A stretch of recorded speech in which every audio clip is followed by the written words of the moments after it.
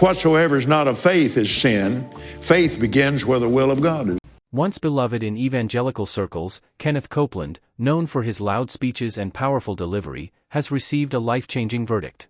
The verdict is in, and the consequences are severe, sending shockwaves through the Christian community and beyond. This exposé will immerse you in the secretive world of Kenneth Copeland's church, revealing the secrets, scandals, and controversies that ultimately led to the final and irrevocable verdict. The world of televangelism has always been filled with extraordinary stories, immense fortunes, and controversial figures, yet few names carry the weight of Kenneth Copeland. His rise to global prominence was as swift as it was spectacular. For decades, he captivated millions with his charismatic preaching, lavish lifestyle, and promises of divine prosperity. His ministry reached millions of followers worldwide, making him one of the most influential figures in modern Christianity. Yet, as the years passed, cracks began to appear in the foundation of his ministry. What once seemed to be an unshakable empire of faith and wealth has now faced unprecedented scrutiny, culminating in a series of scandals that have sent shockwaves through both the religious world and the broader public. Now, the announcement of Kenneth Copeland's final sentence has left the world in disbelief. Goodbye forever, is what many are saying as the consequences of his actions finally seem to catch up with him. But what exactly does this mean for the man once hailed as a spiritual leader? Can a lifetime of influence be undone by legal troubles, financial mismanagement, and public scandal? In this article, we delve into the rise and fall of Kenneth Copeland, examining how his ministry grew to global prominence and what led to his eventual downfall. Before the controversies, investigations, and whispers of scandal, there was a story of resilience and determination. Born on December 6, 1936, in Lubbock, Texas, Kenneth Copeland came from a modest background. His family faced financial hardships, and Copeland's early years were shaped by these struggles. He worked odd jobs as a young man, including as a car salesman, to make ends meet. Little did anyone know that this young man, who was learning firsthand about financial hardship, would go on to become one of the wealthiest figures in televangelism. In his early life, Copeland also pursued a career in music. While he did not achieve lasting success in the entertainment world, his time as a musician played a significant role in shaping his public speaking abilities. It was during this period that Copeland discovered his natural charisma and talent for connecting with audiences, skills that would serve him well in the world of preaching. But Copeland's path was far from predictable. His time in the music industry was brief, and his true calling seemed to reveal itself when he became involved with Oral Roberts, a legendary televangelist, in the 1960s. His life took a dramatic turn in 1962 after a spiritual awakening that altered the course of his destiny. Inspired by the teachings of Oral Roberts, Copeland dedicated himself fully to ministry, abandoning his secular pursuits. He delved deep into the Bible, seeking divine guidance, and soon felt a clear calling to spread the word of God. By 1967, Kenneth and his third wife, Gloria, had founded Kenneth Copeland Ministries in Fort Worth, Texas. The ministry started small, with local gatherings and radio programs, but the vision behind it was grand. Copeland had a dream of creating a global platform, one that would touch the lives of millions. His charisma and fiery sermons quickly set him apart, and before long, Copeland became a household name in evangelical circles. By the late 1970s, Copeland's ministry had entered the world of television, launching the Believer's Voice of Victory broadcast. The show became the cornerstone of his ministry, reaching millions with its message of faith, prosperity, and divine promises. As his television presence grew, so did his influence. By the 1980s, Kenneth Copeland's name was synonymous with the prosperity gospel, a movement that promised financial success and blessings to those who had faith and gave generously to the ministry. The prosperity gospel, which Copeland championed, was a key factor in his rise to fame. It was a message that resonated with many followers who were struggling financially and hoping for divine intervention in their lives. The central premise was simple: faith, combined with generous financial giving, could unlock divine blessings in the form of wealth, health, and success. Copeland's teachings were revolutionary for many who saw his ministry as a beacon of hope. However, as his wealth grew, so did the controversy surrounding his message.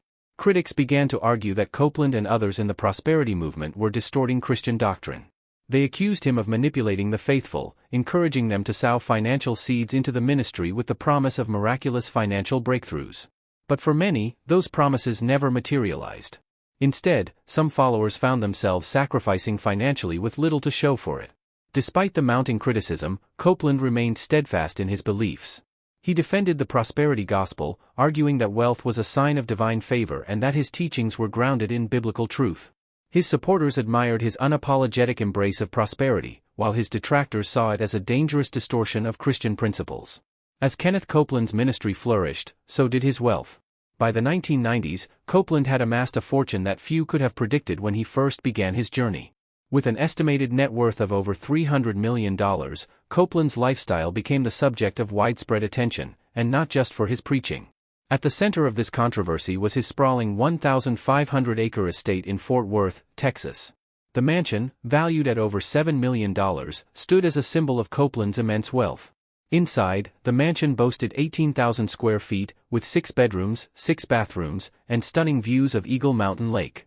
It was a far cry from the modest upbringing Copeland had experienced, and to many, it seemed to represent the excesses of his teachings on prosperity. In addition to his mansion, Copeland owned multiple private jets, including a Gulfstream 6 valued at $20 million. These jets were essential, according to Copeland, for his global ministry. He argued that flying commercial airlines was akin to being in a tube with demons, a comment that sparked outrage among critics and the public alike. His personal jet fleet, luxury cars, and designer clothing stood in stark contrast to the modesty and humility traditionally associated with Christian teachings. For many, Copeland's wealth became a symbol of everything that was wrong with televangelism. It raised important questions. How could someone who preached about faith and sacrifice live such a lavish life? Was his message really about helping the faithful, or was it about self-enrichment? These questions continue to linger as the final verdict on his legacy is delivered. Would come to define the controversies that surrounded Copeland as his ministry grew, the scandals, legal troubles, financial mismanagement, and marital strife. By the early 2000s, Kenneth Copeland's empire began to unravel. His teachings on the prosperity gospel were controversial, and his lavish lifestyle only fueled the fire. Yet it wasn't just the public backlash that began to threaten his legacy, it was also legal trouble.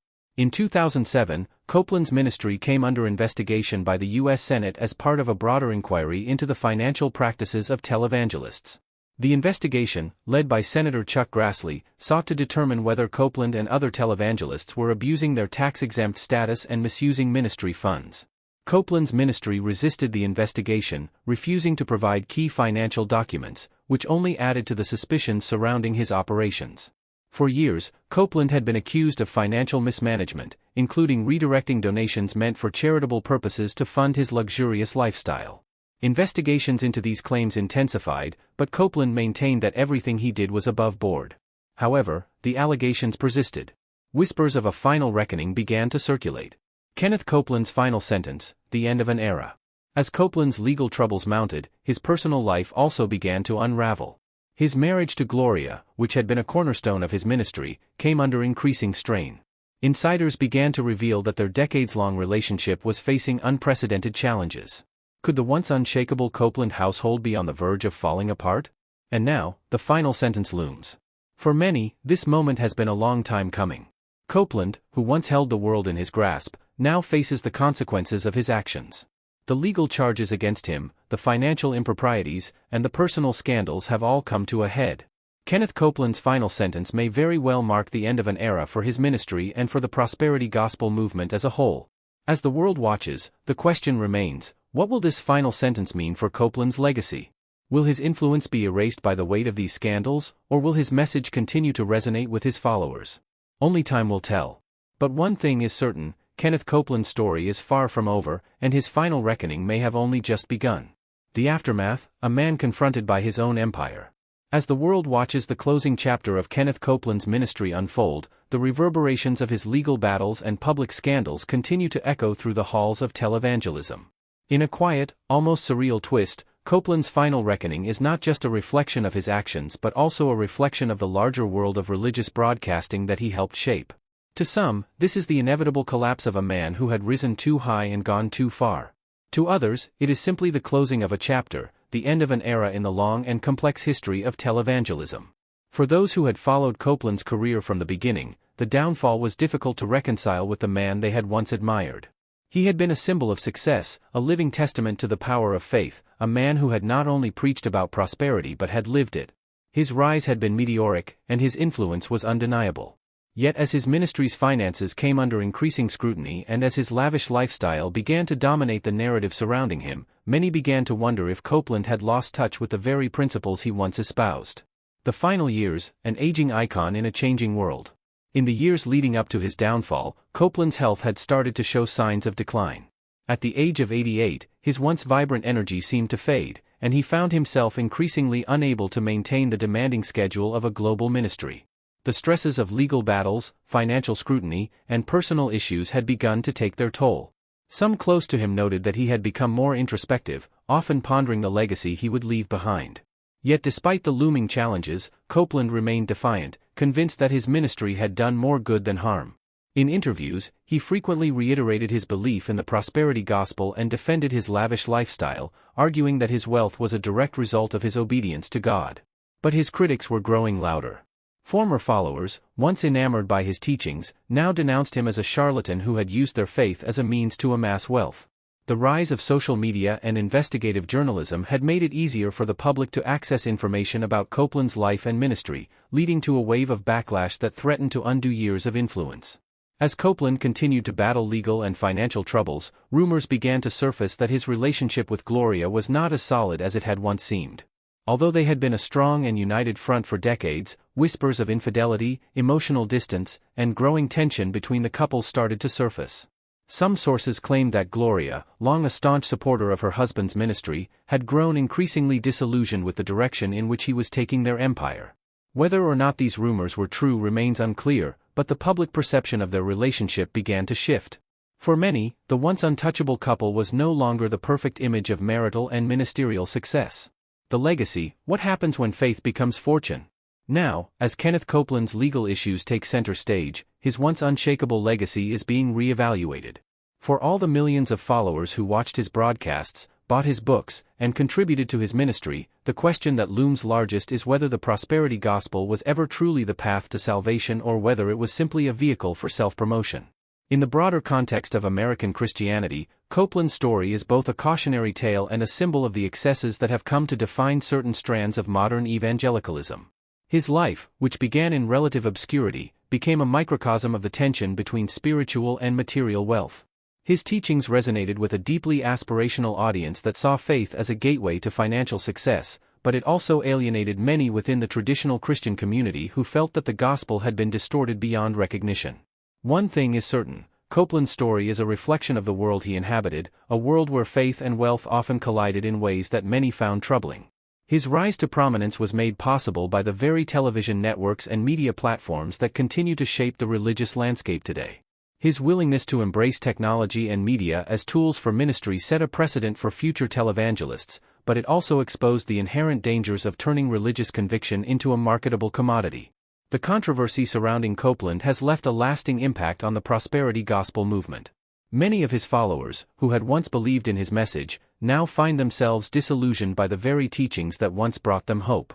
But for others, Copeland remains a hero, a man who stood firm in his faith despite the odds stacked against him. His defenders argue that his critics failed to see the full picture, focusing only on his wealth while ignoring the positive influence he had on millions of lives.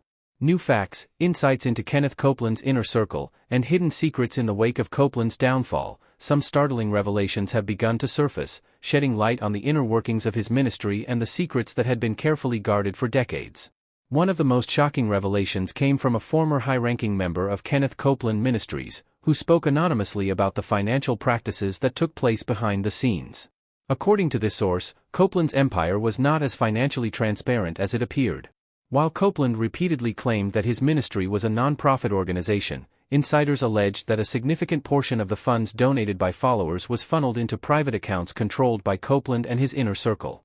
These funds, they claim, were often used for lavish purchases, including high-end real estate and personal investments, which were never disclosed to the public.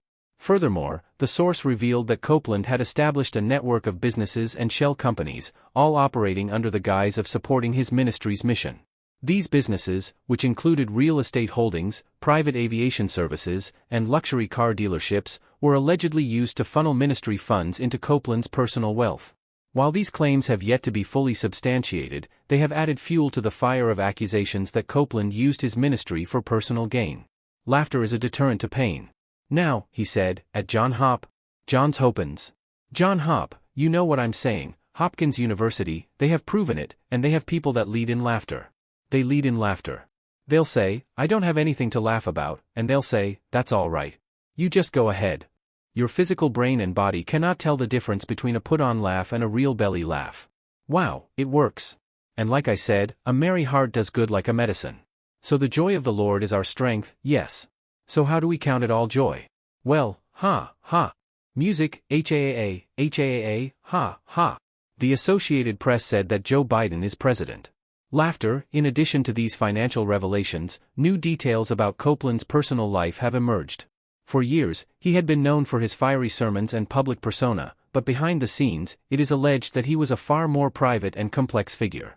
Sources within the ministry have described Copeland as deeply paranoid, often fearing that his critics were plotting against him. This paranoia allegedly extended to his relationships with other evangelical leaders, many of whom grew increasingly disillusioned with Copeland's approach to ministry. His refusal to cooperate with investigations and his secrecy regarding financial matters only fueled suspicions that there was more to the story than met the eye. In the final years of his ministry, Copeland became increasingly isolated, surrounded only by a small group of loyal followers who continued to defend his teachings. These followers, according to reports, were fiercely protective of Copeland, often blocking any criticism and ensuring that the public only saw the version of him that he wanted them to see. However, as legal troubles mounted and the scrutiny intensified, even this inner circle began to fracture. Some members of Copeland's team were reportedly shocked by the extent of the financial misconduct and distanced themselves from the ministry, leading to a slow but steady erosion of the support network that had once bolstered Copeland's empire. The future. What lies ahead for Copeland and his ministry? As Kenneth Copeland faces his final reckoning, the future of his ministry remains uncertain. While some continue to stand by him, others are questioning whether the prosperity gospel will survive in the aftermath of his legal battles. The once dominant movement, which promised believers wealth and success in exchange for faith and financial contributions, is now facing a reckoning of its own. The wider Christian community, especially the evangelical church, will have to come to terms with the legacy left by figures like Copeland. His story will undoubtedly serve as a cautionary tale for future generations of religious leaders, reminding them of the dangers of mixing faith with fortune. Whether Copeland will be remembered as a visionary or a fraud remains to be seen, but one thing is clear: the world of televangelism will never be the same. For now, the public waits to see how Copeland's story will end. Will he face the consequences of his actions, or will his supporters continue to rally behind him, dismissing the accusations as part of a larger conspiracy? Only time will tell, but one thing is certain: the legacy of Kenneth Copeland is far from over, and his story will continue to shape the world of televangelism for years to come.